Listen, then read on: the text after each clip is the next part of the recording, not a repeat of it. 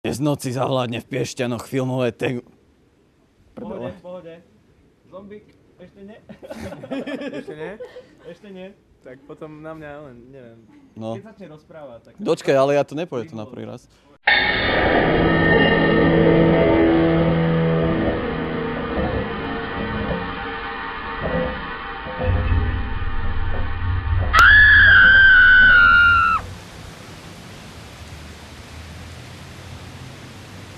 Dnes v noci zavládne v Piešťanoch Teror!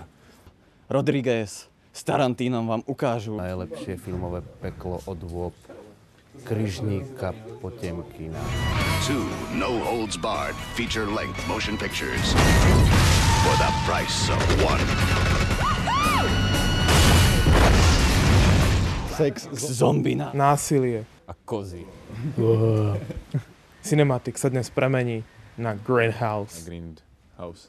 Greenhouse. Greenhouse. Green... Čo? Planet terror and death proof. Only at the Grindhouse. Počkaj, aby som si... Oči si pretočím, ty koksáš mi to povedal. Čože? Jak mám začať? Akože moje sekcie, alebo tak? Alebo jak si to predstavíš? Mojou úlohou na festival? To je tak trápne, vieš. Ako... Dobre, už viem. V rámci filmových sekcií, ktoré sú na festivale Cinematic, som mal tu možnosť zasiahnuť a ovplyvniť niekoľko z nich.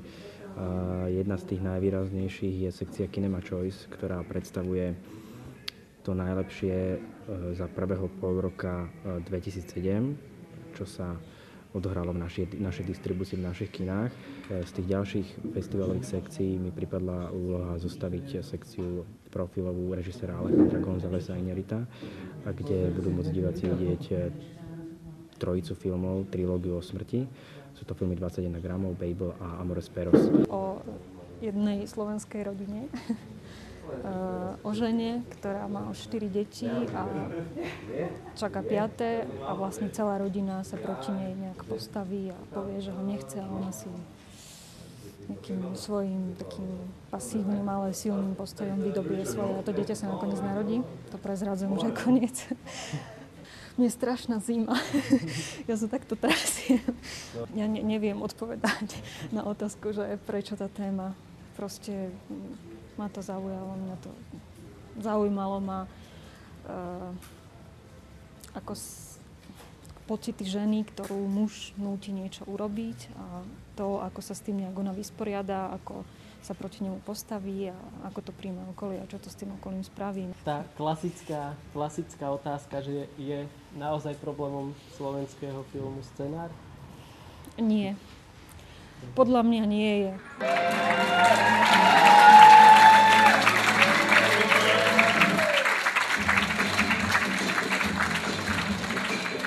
Tak práve sa nachádzame v pauze medzi dvoma dielmi filmu Grindhouse a ja sa cítim ako v strede orgazmu.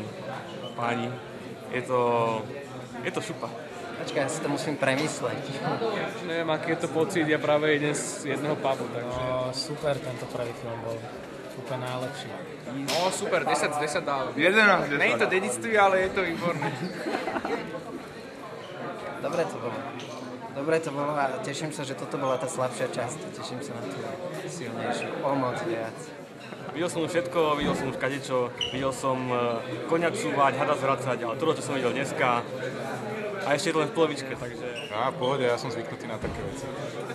Veľmi sa mi páčil film a najmä tie scény na autách a myslím, že kamaráti mohli povedať také isté kladné hodnotenie, jednoznačne. Tak ja som vôbec netušil, na aký film idem a podivu sa mi to celkom páčilo, až na ten záver, ten mi bolo veselé. Zlo, zabíjať ľudí, zle robiť a nakoniec ho udúpajú. Tomu máme viesť ľudí a mladých. No svinstvo. A nie je to akože iba zábava, že to neberú vážne? No my sa máme baviť na krásnych veciach, mali mu pomôcť, niečo pekné. To nevedia, to je americký film? No? No teda, to je, viete čo, Amerika, ja si chcím kvôli liekom špičkovým. Mnohí žijeme vďaka im, lebo výskum majú dobrý. a tak ďalej a vôbec, no ale toto je, viete čo, no svinstvo, nič hrozného. Čo sa, keď prídem domov, o čom budem rozmýšľať? Tí autá, no však to je tak niečo smiešné, všetky americké filmy autá sa naháňajú a snažia sa jeden druhého vykolajiť, zničiť a to. Čo je na tom zaujímavé? Teraz idete ešte aj na ten druhý film. Idem samozrejme.